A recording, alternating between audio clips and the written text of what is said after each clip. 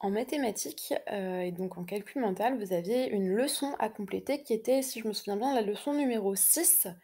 Donc c'est ce qui s'appelle la carte mentale des nombres et donc là, c'était la carte mentale du 10. Donc ça, c'est quelque chose qu'on n'avait jamais fait ensemble, mais que je pense vous êtes capable de faire tout seul à la maison puisque vous commencez à bien connaître vos compléments à 10. Ça, c'est une petite aide supplémentaire, c'est une autre manière d'apprendre, en fait. Donc c'était, la suite de la diapo, je suis allée un peu vite. À quoi est-ce que ça sert une carte mentale? Donc c'est une aide pour mémoriser. Ici, donc c'est la décomposition du nombre 10. Une carte mentale, c'est pas forcément, exhaustif. Ça veut dire que ça ne reprend pas forcément toutes les décompositions du 10 parce qu'il y en a énormément. Par contre, c'est une carte donc qui est personnelle. Chacun d'entre vous, et chacune vont avoir, je vais y arriver, va avoir une carte, différente parce qu'il faut qu'elle soit complétée avec des choses qui vous aident vous. En l'occurrence, là, vous deviez compléter avec des nombres.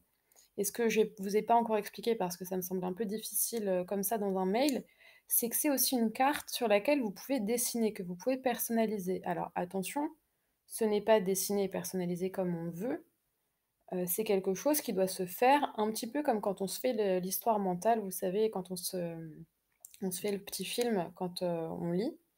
Là, c'est un peu la même chose mais avec les nombres. Il faut qu'on arrive à se représenter les nombres dans la tête.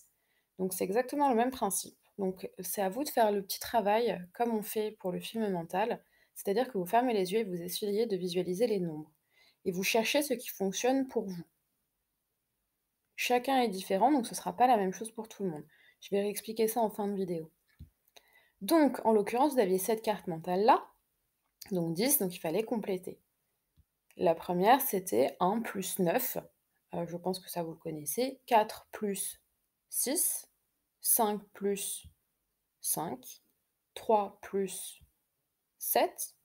Le suivant, il était un peu particulier, vous pouviez choisir. Il y avait plusieurs réponses possibles. Moi, j'en ai choisi une, mais si vous n'avez pas la même, tant que ça fait 10, c'est bon, hein. Vous n'êtes pas obligé, d'avoir fait la même chose que moi.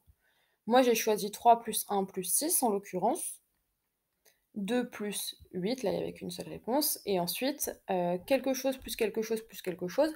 Pareil, là, c'était au choix, il n'y a pas évidemment qu'une seule bonne réponse, hein. Ça aurait pu être, 8 plus 1 plus, 1, 7 plus 2 plus 1, 6 plus 2 plus, 1 plus 1, enfin, il y a plein de décompositions possibles. Moi, j'ai mis 4 plus 3, un peu, au hasard. Vous pouviez faire totalement autre chose.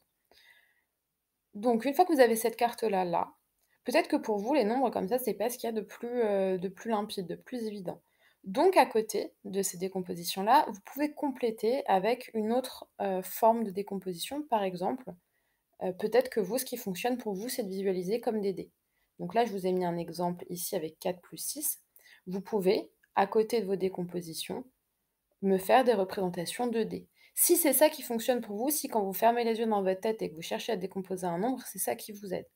Vous pouvez le faire avec plein d'autres choses. On peut le faire juste avec des petits ronds comme ça. Peut-être que c'est ça qui fonctionne pour vous. Peut-être que c'est des fleurs qui fonctionnent pour vous en décomposition. Peut-être que c'est des fillettes de piscine. Moi, bon, je vous ai pas tout fait hein, parce que j'ai pas la place en fait. Peut-être que ce sont des pièces de monnaie qui vont fonctionner. Donc, il faut que vous cherchiez, comme quand on fait le film mental, donc il faut se concentrer, il faut visualiser, essayer de visualiser les nombres et les décompositions et se dire: «Tiens, moi je réfléchis plutôt avec les dés, c'est ça qui m'aide. Moi, c'est plutôt les frites de piscine qui m'aident. Moi, c'est plutôt, des ronds simples, et colorés». Donc voilà, cherchez ce qui fonctionne pour vous dans votre tête et complétez si jamais vous en avez besoin. Si les nombres, ça vous suffit, écoutez, tant mieux.